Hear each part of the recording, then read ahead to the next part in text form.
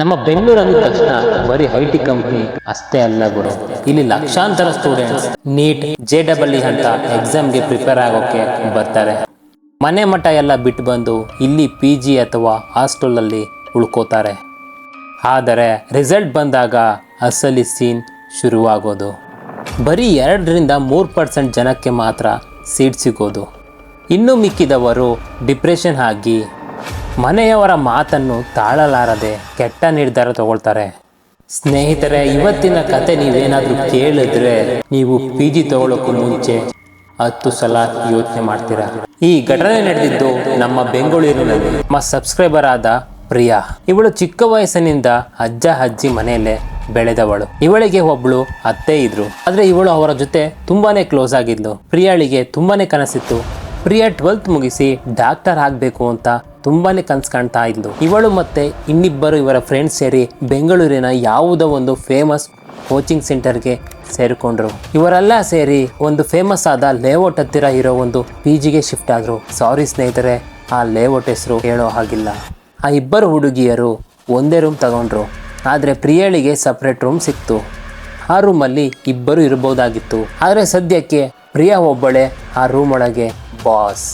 ನಿಮಗೆ ಗೊತ್ತಲ್ಲ ಬೆಂಗಳೂರಲ್ಲಿ ಸ್ಟೂಡೆಂಟ್ ಲೈಫ್ ಅಂದರೆ ಹೇಗಿರುತ್ತೆ ಅಂತ. ಬೆಳಗ್ಗೆ ಎದ್ದ ತಕ್ಷಣ ಕೋಚಿಂಗ್, ಸಂಜೆ 7 ಅಥವಾ 8 ಗಂಟೆಗೆ ವಾಪಸ್ PGಗೆ ಬರೋದು. ಆಮೇಲೆ ಊಟ ಮುಗಿಸಿ ರಾತ್ರಿ ಪೂರ್ತಿ ಆ ಡೈಲಿ ಪ್ರಾಕ್ಟೀಸ್ ಪೇಪರ್ನ ಸಾಲ್ವ್ ಮಾಡೋದ್ರಲ್ಲೇ ಟೈಮ್ ಆಗೋಗುತ್ತೆ. ಪ್ರಿಯಾ ಒಂದು ಸ್ವಲ್ಪ ಸೈಲೆಂಟ್, ಯಾರ ಜೊತೆನೂ ಜಾಸ್ತಿ ಮಾತಾಡ್ತಾ ಇರಲಿಲ್ಲ.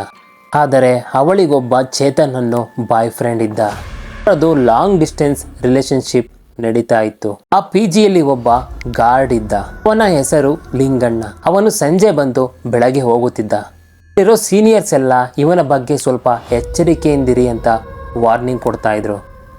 ಲಿಂಗಣ್ಣನ ವಯಸ್ಸು 50-60 ವರ್ಷದವನು. ರಾತ್ರಿ ಟೈಮಲ್ಲಿ ಕುಡಿದು ಬಂದು ಹುಡುಗಿಯರಿಗೆ ಸ್ಮೈಲ್ ಕೊಡೋದು, ಸುಮ್ಮನೆ ಮೈ ಮುಟ್ಟೋಕೆ ಬರೋದು ಮಾಡ್ತಾ ಇದ್ದ. ಆದರೆ ಹುಡುಗಿಯರು ಹೇಗೋ ಬಿಡು ಕುಡ್ದಿದ್ದಾನೆ ಅಂತ ಇಗ್ನೋರ್ ಮಾಡ್ತಾ ಇದ್ರು. ಪ್ರಿಯಾಳಿಗೆ ಮನೆಯಿಂದ ಅಷ್ಟೊಂದು ಸಪೋರ್ಟ್ ಇರಲಿಲ್ಲ. ಅವಳಿಗೆ ಏನೇ ಇದ್ರೂ ಆ ಅತ್ತೆ ಅಷ್ಟೇ. 3 ತಿಂಗಳು ಚೆನ್ನಾಗಿ ಓದಿದ್ದ ಪ್ರಿಯಾನ ಲೈಫ್ನಲ್ಲಿ ಸಡನ್ ಆಗಿ ಚೇತನ್ ಜೊತೆ ಬ್ರೇಕಪ್ ಆಯಿತು. ಬ್ರೇಕಪ್ನಿಂದ ಪ್ರಿಯಾ ಫುಲ್ ಲೋನ್ಲಿ ಆಗಿಬಿಟ್ಲು. ಟೈಮ್ನಲ್ಲಿ ಲಿಂಗಣ್ಣ ಇವಳಿಗೆ ಒಂಥರ ಫಾದರ್ ಥರ ಕಂಡ. ತನ್ನ ನೋವನ್ನೆಲ್ಲ ಅವನ ಹತ್ರ ಹೇಳ್ಕೊಳ್ಳೋಕೆ ಶುರು ಮಾಡಿದ್ಲು. ಅವನು ಅಯ್ಯೋ ಮಗಳೇ ಪರವಾಗಿಲ್ಲ ಬಿಡು ಅಂತ ಸಿಂಪತಿ ತೋರಿಸ್ತಾ ಇದ್ದ. ದಿನ ಏನಾಯಿತು ಅಂದರೆ ಪ್ರಿಯಾ ಫುಲ್ ಅಳುತ್ತಿರುವಾಗ ಲಿಂಗಣ್ಣ ಅವಳನ್ನು ನಮ್ಮ ಮನೆಗೆ ಬಾ, ನಿನಗೆ ಚೆನ್ನಾಗಿರುವ ಅಡುಗೆ ಮಾಡಿಕೊಡ್ತೀನಿ, ಸ್ವಲ್ಪ ರಿಲ್ಯಾಕ್ಸ್ ಆಗು ಅಂತ ಕರ್ಕೊಂಡು ಹೋದ. ಅಲ್ಲಿಗೆ ಅವಳು ಹೋದ ಮೇಲೆ ಏನಾಯಿತು ಅಂತ ಗೊತ್ತಿಲ್ಲ. ನೆಕ್ಸ್ಟ್ ಡೇಯಿಂದ ಪ್ರಿಯಾ ಫುಲ್ ಇರಿಟೇಟ್ ಆಗೋಕ್ಕೆ ಶುರು ಮಾಡಿದ್ಲು. ಪ್ರಿಯಾ ತನ್ನ ಅತ್ತೆಗೆ ಫೋನ್ ಮಾಡಿ ನಾನು ಮನೆಗೆ ಬರ್ತಾ ಇದ್ದೀನಿ, ನಾನು ಇಲ್ಲಿ ಇರೋದಕ್ಕೆ ಆಗ್ತಾ ಇಲ್ಲ ಅಂದ್ಲು. ಮನೆಗೆ ಹೋದ ಮೇಲೆ ಅತ್ತೆ ಅವಳ ಫೋನನ್ನು ಕಿತ್ಕೊಂಡ್ಲು. 4 ತಿಂಗಳಿದೆ, ಚೆನ್ನಾಗಿ ಓದಿ ಡಾಕ್ಟರ್ ಆಗು ಅಂತ ವಾಪಸ್ ಬೆಂಗಳೂರಿಗೆ ಕಳಿಸಿದ್ರು. ಈಗ ನೋಡಿ ಎಂಟ್ರಿ ಕೊಡೋದು ಅಂಜಲಿ. ಅವಳು ಡೆಲ್ಲಿಯಿಂದ ಬಂದವಳು. ಕ್ರ್ಯಾಶ್ ಕೋರ್ಸ್ ಮಾಡೋಕೆ ಅಂತ ಅದೇ PGಗೆ ಬಂದ್ಲು. ಪ್ರಿಯಾ ರೂಮಲ್ಲಿ ಇರೋ ಖಾಲಿ ಬೆಡ್ ಅಂಜಲಿಗೆ ಸಿಕ್ತು. ಇಬ್ಬರು ಫ್ರೆಂಡ್ಸ್ ಆದರು. ಆದರೆ ಪ್ರಿಯಾ ಅಂಜಲಿಯ ವಿಷಯದಲ್ಲಿ ಫುಲ್ ಪ್ರೊಟೆಕ್ಟಿವ್ ಆದ್ಲು. ಅಂಜಲಿ ಏನಾದರೂ ಬಾಯ್ ಫ್ರೆಂಡ್ ಜೊತೆ ಹೋದ್ರೆ ಪ್ರಿಯಾಗೆ ಒಂಚೂರು ಇಷ್ಟ ಆಗ್ತಾ ಇರಲಿಲ್ಲ. ಇದರಿಂದ ಇಬ್ಬರ ಮಧ್ಯದಲ್ಲಿ ಸಣ್ಣದಾಗಿ ಗಲಾಟೆ ಆಗೋದಕ್ಕೆ ಶುರುವಾಯಿತು. ಒಂದು ದಿನ ರಾತ್ರಿ 12 ಗಂಟೆಗೆ ಅಂಜಲಿ ವಾಟರ್ ಕೂಲ್ ಹತ್ರ ನೀರು ತುಂಬಿಸೋಕೆ ಹೋದಾಗ ಲಿಂಗಣ್ಣ ಅವಳ ಹತ್ರ ಕುಡಿದು ಬಂದ. ಅವನು ಅಂಜಲಿಯ ಕೆನ್ನೆಯನ್ನು ಮುಟ್ಟೋಕೆ ಬಂದಾಗ ಸಡನ್ ಆಗಿ ಯಾರೋ ಅವನ ಜುಟ್ಟನ್ನು ಹಿಡಿದು ಹಿಂದಕ್ಕೆ ಎಳೆದಂಗೆ ಆಯಿತು. ಹಾಗೆ ಲಿಂಗಣ್ಣನ ಗಂಟ್ಲನ್ನು ಯಾರೋ ಇಸುಕಿದಂಗೆ ಆಯಿತು. ಅವನು ಕಿರುಚೋಕು ಆಗ್ತಾ ಇಲ್ಲ. ಯಾರೋ ಅವನನ್ನು ಫೋರ್ಸ್ ಆಗಿ ತೆಳೆದ್ಬಿಟ್ರು. ಅವನು ತುಂಬಾನೇ ದೂರ ಹೋಗಿ ಬಿದ್ದ. ಅಂಜಲಿ ಎಲ್ಲೋ ಕುಡಿದು ಬಿದ್ದಿದ್ದಾನೆ ಅಂದ್ಕೊಂಡು ರೂಮಿಗೆ ಬಂದಳು. ಮರುದಿನದಿಂದ ಅಂಜಲಿಗೆ ವಿಚಿತ್ರ ಅನುಭವ ಶುರುವಾಯಿತು. ಯಾರೋ ಅವಳ ಸ್ಲಿಪ್ಪರ್ ಅನ್ನು ಹಾಕೊಂಡು ಕಾರಿಡಾರಲ್ಲಿ ಓಡಾಡೋ ಸದ್ದು ಕೇಳಿಸ್ತಿತ್ತು. ಲಿಂಗಣ್ಣನೇ ಕಾಟ ಕೊಡ್ತಾ ಇದ್ದಾನೆ ಅಂತ ಅವಳು ಅನ್ಕೊಂಡ್ಲು. ಒಂದು ದಿನ ಅಂಜಲಿ ಔಟ್ ಹೋಗ್ತೀನಿ ಅಂದಾಗ ಪ್ರಿಯ ವಿಚಿತ್ರವಾದ ಧ್ವನಿಯಲ್ಲಿ ಹೋಗ್ಬೇಡ ಅಂತ ವಾರ್ನಿಂಗ್ ಕೊಟ್ಲು. ಅಂಜಲಿ ಮಾತು ಕೇಳದೆ ಹೋದಳು. ಮರುದಿನ ಸಂಜೆ ಬಂದ್ರೆ ಪ್ರಿಯಾ ರೂಮ್ನಲ್ಲಿ ಸುಮ್ಮನೆ ಕೂತಿದ್ಲು. ರಾತ್ರಿ ಊಟದ ಟೈಮಲ್ಲಿ ಕರೆಂಟ್ ಹೋಯ್ತು. ಅಂಜಲಿ ಮೆಸ್ಸಲ್ಲಿ ಕುಳಿತಿದ್ದಾಗ ಪ್ರಿಯಾ ಮೆಟ್ಟಲನ್ನು ಇಳಿದು ಹೊರಗೆ ಹೋಗೋದು ಕಂಡಿತು. ಅಂಜಲಿ ರೂಮ್ಗೆ ಓಡಿ ಬಂದ್ರೆ ಬಾತ್ರೂಮ್ ಲಾಕ್ ಆಗಿತ್ತು. ಬಾತ್ರೂಮ್ನಿಂದ ಬಂದಿದ್ದು ಪ್ರಿಯಾ. ಆಗ ಅಂಜಲಿ ಶಾಕ್ ಆಗಿ, ನೀನು ಈಗ ತಾನೇ ಕೆಳಗೆ ಹೋದೆ ಅಲ್ವಾ ಹಾಗಂತ ಹೇಳಿದ್ಲು. ಆದ್ರೆ ಪ್ರಿಯಾ, ನಾನು ಇಲ್ಲೇ ಸ್ನಾನ ಮಾಡ್ತಾ ಇದ್ದೆ ಅಂತ ಅಂದ್ಲು. ಅವಳು ಕೂದಲನ್ನೆಲ್ಲ ಬಿಟ್ಕೊಂಡು ಅವಳು ಅಂಜಲಿನ ನೋಡ್ತಿದ್ಲು. ಅಷ್ಟರಲ್ಲಿ ಅಂಜಲಿಗೆ ಫೋನ್ ಬಂತು. ಅವಳ ಬಾಯ್ ಫ್ರೆಂಡ್ಗೆ ಆಕ್ಸಿಡೆಂಟ್ ಆಗಿ ಹಾಸ್ಪಿಟಲ್ ಸೇರಿದ್ದಾನೆ ಅಂತ. ಇವರಿಬ್ಬರು ಹಾಸ್ಪಿಟಲ್ಗೆ ಓಡಿ ಹೋದ್ರು. ಅವನ ಫ್ರೆಂಡ್ ಒಂದು ಕತೆ ಹೇಳಿದ. ಅರುಣ್ ತನ್ನ ರೂಮ್ನಲ್ಲಿ ಇರುವಾಗ ಯಾರೋ ಟೆರೇಸ್ ಮೇಲೆ ಓಡುತ್ತಿರುವ ಸದ್ದನ್ನು ಕೇಳಿ ಮೇಲಕ್ಕೆ ಹೋಗ್ತಾನೆ. ಆದರೆ ಅಲ್ಲಿ ಒಬ್ಬಳು ಹುಡುಗಿ ಕೂತು ಅಳುತ್ತಾ ಇದ್ಲು. ಅವನು ಹತ್ತಿರ ಹೋದಾಗ ಅವಳು ದೂರ ಹೋದಂಗೆ ಆಗ್ತಾ ಇತ್ತು. ಅವನು ಅವಳನ್ನು ಫಾಲೋ ಮಾಡ್ತಾ ಮಾಡ್ತಾ ಟೆರೇಸಿಂದ ಕೆಳಗೆ ಬಿದ್ದ. ಹಾಸ್ಪಿಟಲ್ನಲ್ಲಿ ಪ್ರಿಯನ ನೋಡಿದ ತಕ್ಷಣ ಅರುಣ್, ಇವಳನ್ನು ಇಲ್ಲಿಂದ ಕರ್ಕೊಂಡೋಗಿ, ಇವಳು ನನ್ನನ್ನು ಕೊಲ್ತಾಳೆ ಅಂತ ಹುಚ್ಚನ ಥರ ಕಿರುಚಾಡೋಕೆ ಶುರು ಮಾಡಿದ. ಆಮೇಲೆ ಅವನು ಕೋಮಾಗೆ ಹೋದ. 4 ದಿನ ಆದ ಮೇಲೆ ಪ್ರಿಯಾ ರೂಮ್ನಿಂದ ಮಾಯವಾಗ್ಬಿಟ್ಲು. ಪತ್ರ ಇಟ್ಟಿದ್ಲು, ನಾನು ಊರಿಗೆ ಹೋಗ್ತಾ ಇದ್ದೀನಿ ಅಂತ. ಅವಳು 1 ತಿಂಗಳ ಆದರೂ ವಾಪಸ್ ಬರಲೇ ಇಲ್ಲ. ಎಕ್ಸಾಮ್ಸ್ನ ಮುಗಿಸಿ ಪ್ರಿಯಾಳ ಫ್ರೆಂಡ್ ಅವಳ ಅಜ್ಜಿ ಮನೆಗೆ ಹೋದಾಗ ಅಲ್ಲಿ ಸತ್ಯ ಗೊತ್ತಾಯಿತು. ಪ್ರಿಯಾ 4 ತಿಂಗಳ ಹಿಂದೆ ವಿಷ ಕುಡಿದು ಸತ್ತು ಹೋಗಿದ್ಲಂತೆ. ಪ್ರಿಯಾ ಸಾಯುವ ಮುಂಚೆ ಒಂದು ವಾಯ್ಸ್ ನೋಟ್ ಕಳಿಸಿದ್ಲು. ಆ ಲಿಂಗಣ್ಣ ಅವಳನ್ನು ತನ್ನ ಮನೆಗೆ ಕರ್ಕೊಂಡೋಗಿ ಅವಳ ಮರ್ಯಾದೆ ಕಳೆದಿದ್ದಂತೆ. ಆ ನೋವಿನಿಂದ ಅವಳು ತನ್ನ ಪ್ರಾಣವನ್ನೇ ಕಳ್ಕೊಂಡ್ಳು. ಪ್ರಿಯಾ ಮಾಯವಾದ ಮೇಲೆ ಲಿಂಗಣ್ಣ ಕೂಡ ಆಕ್ಸಿಡೆಂಟ್ನಲ್ಲಿ ಸತ್ತು ಹೋದ. ಪ್ರಿಯಳ ಆತ್ಮ ಆ PGಯಲ್ಲಿರೋ ಹುಡುಗಿಯರನ್ನೆಲ್ಲ ಕಾಪಾಡ್ತಾ ಇತ್ತು. ಲಿಂಗಣ್ಣ ಯಾರನ್ನಾದರೂ ಮುಟ್ಟೋಕೆ ಬಂದರೆ ಅವಳು ಅವನನ್ನು ತೆಳ್ತಾ ಇದ್ಲು. ಈಗೂ ಆ ರೂಮನ್ನು ಲಾಕ್ ಮಾಡ್ತಾರೆ. ಅದನ್ನು ಓಪನ್ ಮಾಡಿದ್ರೆ ಪ್ರಿಯಾ ಮತ್ತೆ ಬರ್ತಾಳೆ ಅಂತ ಪಂಡಿತರು ಹೇಳಿದ್ದಾರೆ. ಸ್ನೇಹಿತರೆ, ಇದಾಗಿತ್ತು ಇವತ್ತಿನ ಸ್ಟೋರಿ. ನಿಮ್ಮ ಲೈಫ್ನಲ್ಲೂ ಇದೇ ರೀತಿ ಏನಾದರೂ ನಡೆದಿದ್ರೆ ದಯವಿಟ್ಟು ಇನ್ಸ್ಟಾಗ್ರಾಮ್ನಲ್ಲಿ DM ಮಾಡಿ ಅಥವಾ ಇಲ್ಲೇ ಕಮೆಂಟ್ ಮೂಲಕ ತಿಳಿಸಿ. ಈ ವಿಡಿಯೋ ನಿಮಗೇನಾದರೂ ಇಷ್ಟವಾಗಿದ್ದರೆ ದಯವಿಟ್ಟು ಒಂದು ಲೈಕ್ ಮಾಡಿ. ಹಾಗೆ ಯಾರು ಈ ಚಾನಲ್ನ ಸಬ್ಸ್ಕ್ರೈಬ್ ಮಾಡ್ಕೊಂಡಿಲ್ಲ ದಯವಿಟ್ಟು ಸಬ್ಸ್ಕ್ರೈಬ್ ಮಾಡ್ಕೊಳ್ಳಿ. ಇವತ್ತಿನ ಕತೆ ಇರೋದು ಒಂದು ಭಯಾನಕವಾದ ಮನೆಯಲ್ಲಿ. ಅಲ್ಲಿ ರಾತ್ರಿ ಆಗುತ್ತಿದ್ದಂತೆ ಭೂತಗಳ ಹಾವಳಿ ಶುರುವಾಗುತ್ತೆ. ಮನೆಯ ಒಡತಿಯ ಕುತ್ತಿಗೆಯನ್ನು ಇಸ್ಕೋದ್ರಿಂದ ಹಿಡಿದು ಮನೆಯಲ್ಲಿರುವ ಸಾಮಾನುಗಳನ್ನು ಹೊರಗೆ ಎಸೆಯುತ್ತವೆ. ಈ ಭೂತಗಳು ಆ ಫ್ಯಾಮಿಲಿಗೆ ಕಾಟ ಕೊಡೋದ್ರಲ್ಲಿ ಏನು ಕೂಡ ಕಮ್ಮಿನೇ ಮಾಡಿರಲಿಲ್ಲ. ಆಮೇಲೆ ನೋಡುತ್ತಿದ್ದಂತೆ ಆ ಭೂತಗಳು ಎದುರು ಒಂದು ಭಯಾನಕವಾದ ಆತ್ಮ ಎದುರಾಗುತ್ತೆ. ಅದು ಎಂಥ ಭಯಾನಕ ಅಂದರೆ ಅದನ್ನು ಕೇಳಿದ ತಕ್ಷಣ ನೀವು ಕೂಡ ನಡುಗಿ ಹೋಗ್ತೀರಾ. ಬನ್ನಿ ತಡ ಮಾಡೋದು ಬೇಡ, ಈ ವಿಡಿಯೋವನ್ನು ಶುರು ಮಾಡೋಣ.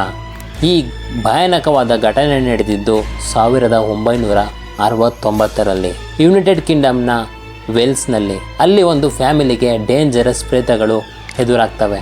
ಸ್ಟೀಫನ್ ಅನ್ನೋ 5 ವರ್ಷದ ಹುಡುಗ ತನ್ನ ಫ್ಯಾಮಿಲಿ ಜೊತೆ ಇಂಗ್ಲೆಂಡ್ ವೇಲ್ಸ್ ಬಾರ್ಡರ್ನಲ್ಲಿರೋ ಒಂದು ಚಿಕ್ಕದಾದ ಮನೆಯಲ್ಲಿದ್ದ. ಸ್ನೇಹಿತರೆ, ಸ್ಟೀಫನ್ನ ಫ್ಯಾಮಿಲಿ ಆದರೆ ತುಂಬ ಸಣ್ಣದಲ್ಲ, ಬಹಳ ದೊಡ್ಡದು. ಅವನ ತಂದೆ ತಾಯಿ ಜೊತೆ 5 ಜನ ಅಣ್ಣಂದಿರು, 4 ಜನ ತಂಗಿಯರು ಮತ್ತೆ ಒಬ್ಬ ತಮ್ಮ ಕೂಡ ಇದ್ದ. ಇವತ್ತಿನ ಕಾಲದಲ್ಲಿ ಇದು ಆಶ್ಚರ್ಯ ಅನಿಸಬಹುದು, ಆದರೆ 1960ರ ದಶಕದಲ್ಲಿ ಇದು ಕಾಮನ್ ಆಗಿತ್ತು. ಯಾಕಂದರೆ ಅವತ್ತು ಬರ್ತ್ ಕಂಟ್ರೋಲ್ ಮೈಂಡ್ಸೆಟ್ ಅಷ್ಟಾಗಿ ಇಲ್ಲದಿದ್ದರಿಂದ ಜನರಿಗೆ ಬೇಡ ಅಂದರೂ ತುಂಬಾ ಮಕ್ಕಳಾಗ್ತಿದ್ವು. ಆಮೇಲೆ 1960ರಲ್ಲಿ ಬೈಕ್ಗಳ ಕ್ರೇಜ್ ಸಿಕ್ಕಾಪಟ್ಟೆ ಜಾಸ್ತಿ ಇತ್ತು. ಸ್ಟೀಫನ್ನ 2 ಅಣ್ಣಂದಿರಾದ ಜಾನ್ ಮತ್ತು ಡೇವಿಡ್ ಹತ್ರ ಕೂಡ ಸ್ವಂತ ಮೋಟಾರ್ ಬೈಕ್ ಇತ್ತು. ಅದರಲ್ಲಿ ಅವರು ಸ್ಟೀಫನ್ನ ರೈಡ್ಗೆ ಕರ್ಕೊಂಡು ಹೋಗ್ತಾ ಇದ್ರು. ಸ್ಟೀಫನ್ ತನ್ನ ಅಣ್ಣಂದಿರನ್ನೇ ರೋಲ್ ಮಾಡೆಲ್ ಅಂದ್ಕೊಂಡಿದ್ದ. ಅವನಿಗೂ ದೊಡ್ಡವನಾದ ಮೇಲೆ ಅಣ್ಣಂದಿರ ಥರ ಬೈಕ್ ಮೇಲೆ ಸುಂದರ ಹುಡುಗಿಯರನ್ನು ಕೂರಿಸಿಕೊಂಡು ರೈಡ್ ಮಾಡೋ ಆಸೆ ಇತ್ತು. ಜಾನ್ ಮತ್ತು ಡೇವಿಡ್ ಇಬ್ಬರಿಗೂ ಗರ್ಲ್ ಫ್ರೆಂಡ್ಸ್ ಇದ್ದರು. ಅವರು ತಮ್ಮ ಗರ್ಲ್ ಫ್ರೆಂಡ್ನ ಬೈಕ್ ಮೇಲೆ ಕೂರಿಸಿಕೊಂಡು ಮನೆಗೆ ಬರ್ತಾ ಇದ್ರು. ಆದರೆ ಇದನ್ನೆಲ್ಲ 5 ವರ್ಷದ ಸ್ಟೀಫನ್ ಮುಂದೆ ನಡೀತಾನೆ ಇರಲಿಲ್ಲ. ಯಾವಾಗ ಸ್ಟೀಫನ್ ಮಲಗಿಬಿಟ್ಟಿರ್ತಾನೋ ಆವಾಗಲೇ ಅಣ್ಣಂದಿರು ಗರ್ಲ್ ಫ್ರೆಂಡ್ಸ್ನ ಮನೆಗೆ ಕರ್ಕೊಂಡು ಬರ್ತಾ ಇದ್ರು. ಆದರೆ ಈ ಸ್ಟೀಫನ್ ಇದನ್ನಲ್ಲ, ಅಣ್ಣಂದಿರು ಅವರು ಮಲಗಿದ್ದಾರೆ ಅಂದ್ಕೊಂಡಿದ್ರು. ಇವನು ಅವರ ಬೈಕ್ ಸೌಂಡ್ ಕೇಳಿದ ತಕ್ಷಣ ಎದ್ದು ವಿಂಡೋ ಹತ್ರ ಹೋಗ್ತಾ ಇದ್ದ. ಅವನು ಏನು ಮಾಡ್ತಾ ಇದ್ದ ಅಂದರೆ ಅವರ ಗರ್ಲ್ ಫ್ರೆಂಡ್ಸ್ನ ನೋಡ್ತಾ ಇದ್ದ. ಒಂದು ದಿನ ಡೇವಿಡ್ ತನ್ನ ಹೊಸ ಗರ್ಲ್ ಫ್ರೆಂಡ್ನ ಜೊತೆ ಮನೆಗೆ ಬರ್ತಾನೆ. ಸಂಜೆ ಸುಮಾರು 7:30 ಇರಬಹುದು. ಅವತ್ತು ಅವನಿಗೆ ಗೊತ್ತಿರಲಿಲ್ಲ ಅವನ ಗರ್ಲ್ ಫ್ರೆಂಡ್ ನಡುವೆ ಒಂದು ಭೂತ ಕುಳಿತಿದೆ ಅಂತ. ಸ್ಟೀಫನ್ ಬೆಳಗ್ಗೆ ಬೇಗನೆ ಸ್ಕೂಲ್ಗೆ ಹೋಗಬೇಕಾಗಿತ್ತು. ಅದಕ್ಕೆ ಅವನು ಮಲಗಿಬಿಟ್ಟಿದ್ದ. ಕೆಳಗಡೆ ಹಾಲ್ನಲ್ಲಿ ಅವರ ಅಮ್ಮ ಮತ್ತು ಅಕ್ಕ ತಂಗಿಯರು ಮಾತನಾಡ್ತಿದ್ರು. ಆದರೆ ಸ್ಟೀಫನ್ ನಿದ್ದೆ ಬರ್ತಾ ಇರಲಿಲ್ಲ. ಅದೇ ಟೈಮ್ನಲ್ಲಿ ಡೇವಿಡ್ನ ತನ್ನ ಗರ್ಲ್ ಫ್ರೆಂಡ್ನ ಜೊತೆ ಎಂಟ್ರಿ ಕೊಟ್ಟ ಗುರು. ಆಗ ಸ್ಟೀಫನ್ ಎದ್ದು ಹೋಗೋಕೆ ಧೈರ್ಯ ಮಾಡಲಿಲ್ಲ. ಯಾಕೆಂದರೆ ಹೋದರೆ ಅಮ್ಮ ಮತ್ತು ಅಕ್ಕಂದಿರು ನೋಡಿ ಬೈತಾರೆ ಅಂತ ಭಯ. ಆದರೆ ಅವನು ಎಚ್ಚರವಾಗಿಯೇ ಇದ್ದ. ಯಾಕೆಂದರೆ ಬರುವಾಗ ನೋಡೋಕ್ಕಾಗಿರಲಿಲ್ಲ. ಆದರೂ ಹೋಗ್ಬೇಕಾದ್ರೂ ಅಣ್ಣನ ಗರ್ಲ್ಫ್ರೆಂಡ್ನ ನೋಡಬೇಕು ಅಂತ ಪ್ಲ್ಯಾನ್ ಮಾಡಿದ್ದ. ಆಗಿನ ಕಾಲದಲ್ಲಿ ರೋಡ್ ಮೇಲೆ ಅಷ್ಟಾಗಿ ಸೌಂಡ್ ಇರ್ತಾ ಇರಲಿಲ್ಲ. ಅದಕ್ಕಾಗಿಯೇ ಮನೆಯಲ್ಲಿ ನಿಧಾನಕ್ಕೆ ಮಾತನಾಡಿದ್ರು ಕೂಡ ಸ್ಟೀಫನ್ಗೆ ಕ್ಲಿಯರ್ ಆಗಿ ಕೇಳಿಸ್ತಾ ಇತ್ತು. ಕೆಳಗಡೆ TV ಓಡ್ತಿದ್ರು ಕೂಡ ಅಮ್ಮ ಅಕ್ಕಂದಿರು ಡೇವಿಡ್ ಮತ್ತು ಒಬ್ಬ ಅಪರಿಚಿತ ಹುಡುಗಿಯ ವಾಯ್ಸ್ ಕೇಳಿಸ್ತಾ ಇತ್ತು. ಡೇವಿಡ್ ತನ್ನ ಗರ್ಲ್ಫ್ರೆಂಡ್ನ ಅಮ್ಮನಿಗೆ ಇಂಟ್ರೊಡ್ಯೂಸ್ ಮಾಡಿದ. ಅವಳ ಹೆಸರೇ ಜೆನೆಟ್. ಹಾಗಂತ ಸ್ಟೀಫನ್ಗೆ ಗೊತ್ತಾಯಿತು. ರಾತ್ರಿ ಸುಮಾರು 8:30ಕ್ಕೆ ಡೇವಿಡ್ ಮತ್ತು ಜೆನೆಟ್ ಮನೆ ಬಿಟ್ಟು ಹೊರಡೋಕೆ ರೆಡಿ ಆಗುತ್ತಾರೆ.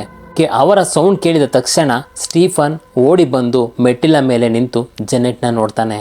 ಸ್ವಲ್ಪ ಲೇಟ್ ಆಗಿದ್ದರಿಂದ ಸ್ಟೀಫನ್ಗೆ ಜೆನೆಟ್ನ ಮುಖ ಸರಿಯಾಗಿ ಕಾಣಿಸ್ತಿಲ್ಲ. ಕೇವಲ ಹಿಂದಿನಿಂದ ಅಷ್ಟೇ ನೋಡಿದ. ಅವಳಿಗೆ ಉದ್ದನೆಯ ಕೂದಲು ಮತ್ತು ಒಂದು ಲೆದರ್ ಜಾಕೆಟ್ ಹಾಕಿಕೊಂಡಿದ್ಲು. ಅವಳ ಪಕ್ಕದಲ್ಲೇ ಡೇವಿಡ್ ನಿಂತಿದ್ದ. ಜೆನೆಟ್ ಹೇಳಿದ್ಲು, ನಿಮ್ಮ ಫ್ಯಾಮಿಲಿ ಮೀಟ್ ಮಾಡಿ ನನಗೆ ತುಂಬಾ ಖುಷಿ ಆಯಿತು. ಆದರೆ ಅಷ್ಟರಲ್ಲಿ ಜೆನೆಟ್ ಒಂದು ಮಾತನ್ನು ಕೇಳ್ತಾಳೆ. ಅದನ್ನು ಕೇಳಿ ಡೇವಿಡ್ಗೆ ಮಾತ್ರವಲ್ಲ, ಮೇಲೆ ನಿಂತು ನೋಡ್ತಿದ್ದ ಸ್ಟೀಫನ್ನಿಗೂ ಬೆವರಿಳಿಯುತ್ತೆ. ಜೆನೆಟ್ ಹೇಳ್ತಾಳೆ, ಡೇವಿಡ್, ನಿಮ್ಮ ಫ್ಯಾಮಿಲಿ ಎಲ್ಲರೂ ತುಂಬಾ ಒಳ್ಳೆಯವರು. ಆದರೆ ಒಬ್ಬ ಅಜ್ಜಿ ಇದ್ದಾರಲ್ಲ, ಅವರು ತುಂಬಾ ಸ್ಟ್ರಿಕ್ಟ್ ಅನಿಸುತ್ತೆ. ಇದನ್ನು ಕೇಳಿ ಡೇವಿಡ್ಗೆ ತುಂಬಾ ಗಾಬರಿಯಾಗುತ್ತೆ. ಯಾವ ಅಜ್ಜಿಯ ಬಗ್ಗೆ ಮಾತನಾಡ್ತಾ ಇದೆಯಾ ಅಂತ ಕೇಳ್ತಾನೆ. ಜೆನೆಟ್ ಹೇಳ್ತಾಳೆ, ಅದೇ ಪಿಂಕ್ ಕಲರ್ ಡ್ರೆಸ್ ಮತ್ತು ಬಿಳಿ ಕೂದಲಿನ ಅಜ್ಜಿ. ಕೈಯಲ್ಲಿ ವಾಕಿಂಗ್ ಸ್ಟಿಕ್ ಇಟ್ಕೊಂಡಿದ್ರು, ಸೋಫಾ ಮೇಲೆ ಕೂತಿದ್ರಲ್ಲ, ಏನೂ ಮಾತನಾಡದೆ ನನ್ನನ್ನೇ ಗುರಾಯಿಸ್ತಾ ಇದ್ರು. ಡೇವಿಡ್ಗೆ ನಂಬೋಕ್ಕಾಗಲಿಲ್ಲ. ಅವನು ಕೇಳ್ತಾನೆ, ಆ ಅಜ್ಜಿ ತಲೆಗೆ ಬ್ಲ್ಯಾಕ್ ಹೇರ್ ಬ್ಯಾಂಡ್ ಹಾಕಿಕೊಂಡಿದ್ರಾ ಅಂತ. ಅದಕ್ಕೆ ಜೆನೆಟ್ ಹೌದು ಅಂತ ಹೇಳ್ತಾಳೆ. ಆದರೆ ಡೇವಿಡ್ ಇದನ್ನು ಕೇಳಿ ಫುಲ್ ಶಾಕ್ ಆಗಿ ಹೋಗ್ತಾನೆ. ಆದರೆ ಜೆನೆಟ್ಗೆ ಹೆದರಬಾರದು ಅಂತ ಸತ್ಯವನ್ನು ಮುಚ್ಚಿಟ್ಟ. ಅವರು ಬೇರೆ ಯಾರೂ ಅಲ್ಲ, ನಮ್ಮ ಅಜ್ಜಿ ಅಂತ ಸುಳ್ಳು ಹೇಳ್ತಾನೆ. ಜೆನೆಟ್ ಹೇಳ್ತಾಳೆ, ಅವರು ಯಾರಾದರೂ ಆಗಿರಲಿ, ಅವರು ಸ್ವಭಾವ ನನಗೆ ಒಂಚೂರನ್ನು ಇಷ್ಟನೇ ಆಗಲಿಲ್ಲ ಅಂತ ಬೈಕ್ ಹತ್ತಿ ಅಲ್ಲಿಂದ ಹೊರಟು ಹೋಗ್ತಾಳೆ. ಮೇಲೆ ನಿಂತಿದ್ದ ಸ್ಟೀಫನ್ ಫುಲ್ ನಡುಗಿ ಹೋಗ್ತಾನೆ. ಯಾಕಂದರೆ ಅವನ ಅಜ್ಜಿ ತೀರೋಗಿ ಆಗಲೇ 6 ತಿಂಗಳಾಗಿತ್ತು. ಇಂಥದ್ರಲ್ಲಿ ಅಜ್ಜಿ ಡೇವಿಡ್ ಗರ್ಲ್ಫ್ರೆಂಡ್ಗೆ ಕಾಣಿಸಿಕೊಂಡಿದ್ದು ನಿಜಕ್ಕೂ ಭಯಾನಕವಾಗಿತ್ತು. ಸ್ಟೀಫನ್ ಅನ್ಕೊತಾನೆ ಅಮ್ಮನ ಹತ್ತಿರ ಹೋಗಿ ಈ ವಿಷಯನೆಲ್ಲ ಹೇಳಬೇಕು ಅಂತ. ಆದರೆ ಮೆಟ್ಟಿಲ ಹತ್ರ ಕತ್ತಲಿರೋದ್ರಿಂದ ಅವನಿಗೆ ತುಂಬಾ ಭಯ ಆಗಿ ರೂಮ್ಗೆ ಹೋಗಿ ಮಲ್ಕೊಂಡ್ಬಿಡ್ತಾನೆ. ಅವತ್ತಿನಿಂದ ಸ್ಟೀಫನ್ ರೂಮ್ನಲ್ಲಿ ಲೈಟನ್ನು ಆನ್ ಮಾಡಿಕೊಂಡೇ ಮಲಗೋದಕ್ಕೆ ಶುರು ಮಾಡ್ತಾನೆ. ತನ್ನ ಮನೆಯಲ್ಲಿ ಹಿಂದೆ ನಡೆದ ವಿಚಿತ್ರ ಘಟನೆ ನೆನಪು ಮಾಡ್ಕೊಳ್ತಾನೆ. ಅವನ ತಂದೆ ರೆನಾಲ್ಡ್ 2ನೇ ಮಹಾಯುದ್ಧದ ಸಮಯದಲ್ಲಿ ಕೆಲಸ ಮಾಡ್ತಾ ಇದ್ರು. ನಂತರ 1959ರಲ್ಲಿ ಅವರು ವೆಲ್ಸ್ನ 5 ಬೆಡ್ರೂಮ್ ಮನೆಗೆ ಶಿಫ್ಟ್ ಆದರು. ಆ ಮನೆ ಹೊರಗಿನಿಂದ ಸುಂದರವಾಗಿ ಕಾಣಿಸುತ್ತೆ, ಆದರೆ ಒಳಗಡೆ ಮಾತ್ರ ಭಯಾನಕ ಸತ್ಯ ಅಡಗಿರುತ್ತೆ. ಅಲ್ಲಿ ಭೂತಗಳಿದ್ದವು ಅಂತ ಸ್ಟೀಫನ್ ಅಮ್ಮ ಎಲ್ಸಿ ಮೊದಲೇ ಹೇಳಿದರು. ಒಂದು ಸಲ ಎಲ್ಸಿ ಕಿಚನ್ ಒಳಗೆ ಹೋದಾಗ ಪಾತ್ರೆಗಳು ತಾವಾಗಿಯೇ ಗಾಳಿಯಲ್ಲಿ ಹಾರ್ತಾ ಇದ್ವು. ಮರುದಿನ ಕಿಚನ್ ಪಾತ್ರೆಗಳು ಮಾಯವಾಗಿ ಬೇರೆ ರೂಮ್ನಲ್ಲಿ ಸಿಕ್ಕಿದ್ವು. ಒಂದು ಸಲ ಗಾಜಿನ ಜಗ್ ಒಂದು ಮೆಟ್ಟಿಲ ಮೇಲಿಂದ ಬಿದ್ದರೂ ಒಡೆಯದೆ 360 ಡಿಗ್ರಿಯಲ್ಲಿ ಗಿರ ಅಂತ ತಿರುಗ್ತಿತ್ತು. ಅಷ್ಟೇ ಅಲ್ಲ, ಅವರು ಸಾಕು ನಾಯಿ ಕಿಚನ್ ಒಳಗೆ ಹೋಗೋದಕ್ಕೂ ಅಳ್ತಾ ಇತ್ತು. ಎಲ್ಸಿ ಎಷ್ಟೇ ಹಿಡ್ಕೊಂಡು ಹೇಳಿದ್ರು ಕೂಡ ಅದು ಒಳಗಡೆನೆ ಬರ್ತಾ ಇರಲಿಲ್ಲ. ಬೆಕ್ಕು ಕೂಡ ಯಾರು ಇಲ್ಲದ ಕಡೆ ನೋಡಿ ಜೋರಾಗಿ ಕೂಗ್ತಿತ್ತು. ಆದರೆ ಭೂತಗಳು ಮಕ್ಕಳನ್ನು ಕಾಡ್ತಾ ಇರಲಿಲ್ಲ ಅಂತ ರೆನಾಲ್ಡ್ಸ್ ಮತ್ತು ಎಲ್ಸಿ ಬೇರೆ ಮನೆಗೆ ಶಿಫ್ಟ್ ಆಗೋದಕ್ಕೆ ಹೋಗಲಿಲ್ಲ. ಆಮೇಲೆ ಆ ಘಟನೆ ಜಾಸ್ತಿ ಆಯಿತು. ಎಲ್ಸಿ ರಾತ್ರಿ ಮಲಗಿದ್ದಾಗ ಯಾರ್ದೋ 2 ಕೈಗಳು ಬಂದು ಕುತ್ತಿಗೆಯನ್ನು ಇಸುಕಿದಂತೆ ಫೀಲ್ ಆಗಿತ್ತು. ಕಣ್ಣು ಬಿಟ್ಟರೆ ಆ ಕೈಗಳು ಕಾಣಿಸಿದ್ವು. ಎಲ್ಸಿ ಭಯದಲ್ಲಿಯೇ ರಾತ್ರಿ ಕಳೀತಾ ಇದ್ಲು. ಎಲ್ಸಿ ಅಜ್ಜಿ ಅಂದರೆ ಎಲ್ಸಿ ಅವರ ತಾಯಿ. ಮನೆಗೆ ಬಂದಾಗ ಮಾತ್ರ ಈ ಕಾಟ ಎಲ್ಲ ನಿಂತು ಹೋಗ್ತಾ ಇತ್ತು. ಅಜ್ಜಿ ಹೋದ ತಕ್ಷಣ ಮತ್ತೆ ಶುರುವಾಗ್ತಾ ಇತ್ತು. 1969ರಲ್ಲಿ ಅಜ್ಜಿ ತೀರು ಹೋದ ಮೇಲೆ ಮನೆ ಸರಿ ಆಯಿತು ಅಂದ್ಕೊಂಡಿದ್ರು. ಆದರೆ ಜೆನೆಟ್ಗೆ ಅಜ್ಜಿ ಆತ್ಮ ಕಾಣಿಸಿಕೊಂಡಾಗ ಎಲ್ಸಿಗೆ ಅರ್ಥ ಆಯಿತು, ಅಜ್ಜಿ ಸತ್ತ ಮೇಲೂ ತಮ್ಮ ಫ್ಯಾಮಿಲಿಯ ಆ ಕೆಟ್ಟ ಆತ್ಮಗಳಿಂದ ಕಾಪಾಡ್ತಿದ್ದಾರೆ ಅಂತ. ಸ್ನೇಹಿತರೆ, ನಿಮ್ಗೇನಿಸುತ್ತೆ? ಆ ಅಜ್ಜಿ ಆತ್ಮ ಇವರನ್ನು ಕಾಪಾಡ್ತಿದೆಯಾ ಅಥವಾ ಇಲ್ಲವಾ? ಕಮೆಂಟ್ ಮೂಲಕ ತಿಳಿಸಿ. ಈ ವಿಡಿಯೋ ಇಷ್ಟವಾಗಿದ್ದರೆ ದಯವಿಟ್ಟು ಲೈಕ್ ಮಾಡಿ, ಶೇರ್ ಮಾಡಿ ಹಾಗೂ ಸಬ್ಸ್ಕ್ರೈಬ್ ಮಾಡೋದನ್ನು ಮರಿಬೇಡಿ. ಮುಂದಿನ ಎಪಿಸೋಡ್ನಲ್ಲಿ ಆದಷ್ಟು ಬೇಗ ಸಿಗ್ತೀನಿ. ನಾನು ನಿಮ್ಮ ಚಂದನ್, ಸೈನಿಂಗ್ ಆಫ್. ಬಾಯ್.